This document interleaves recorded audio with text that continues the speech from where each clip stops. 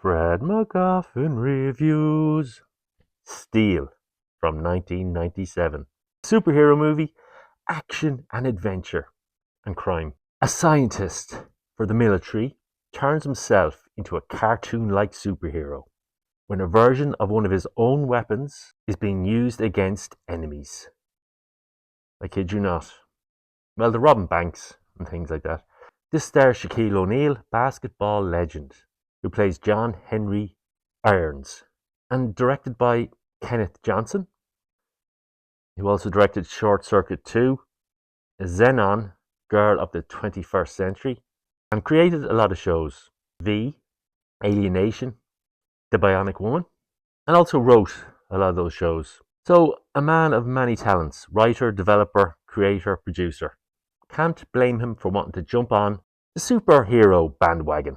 This is from Warner Brothers, who also brought us the Batman movies and the Superman movies. But what were they thinking in this? Who knows? Quincy Jones is one of the producers, and he's a music legend.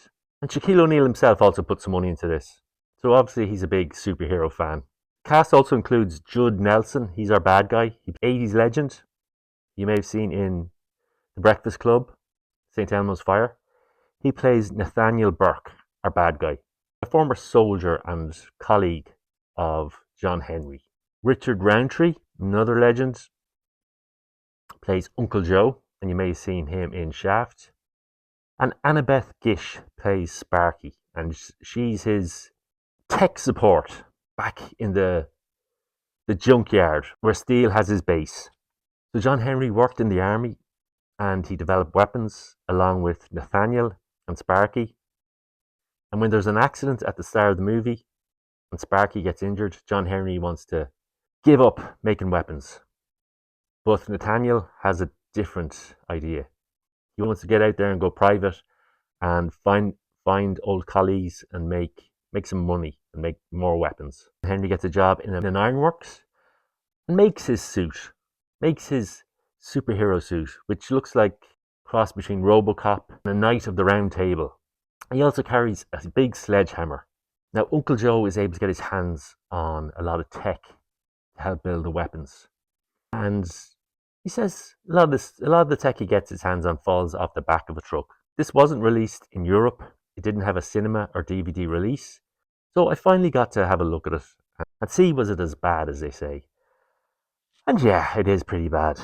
But it does have a few endearing aspects. I mean, you gotta like Shaquille O'Neal. He's 7'1" tall, and they couldn't find a stunt double to stand in for him, so he had to do a lot of the stunts himself. And could they not have built him a bigger motorbike? Because it looks a bit awkward when he's driving his motorbike around the city. So obviously they didn't have a major budget with this. A lot of the action scenes are clunky, but maybe I'm being a bit too cynical. If I was a 12-year-old, I'd probably love this. And it does have a pimped out wheelchair. Wait and you see it. Worth the price of admission alone. Shaquille O'Neal didn't obviously go on to major acting achievements. He was in CB4, Kazam. This one's getting a 2 out of 5. So this is one that you get your friends over, have a few drinks, and enjoy the old days when superhero movies weren't just to make money. They're actually trying to make the world a better place. Fred MacGuffin reviewed Steel.